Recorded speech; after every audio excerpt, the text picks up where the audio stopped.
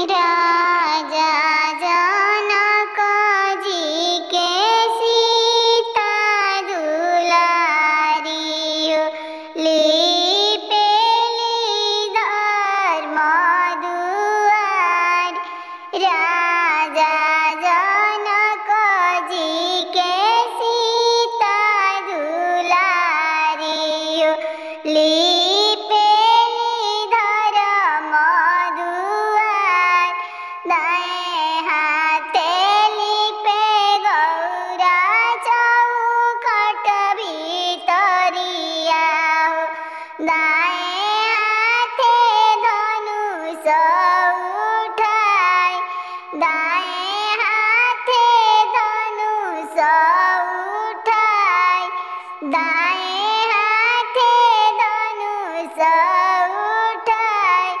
तीर्थ लवटी सीता के आमाजे आइलियो। बेटी जेली पे धर्म दुआर। बेटी जेली पे धर्म दुआर। राजा जनक एक जग जेठानीले। जेई तुरी है तिरुष धनुष। केई तुरी है तीर धनुष। जेई तुरी है तीर धनुष। उहाँ से सीता लवटी घरे आवेली। खड़ा भइली बीच मारो।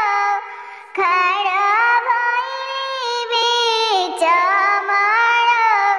चिट्ठिया पर चिट्ठी लिखी भेजे राजा जनक।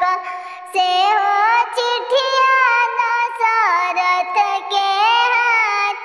पनावा से मड़वा सजाइब मोरे समधियो। जा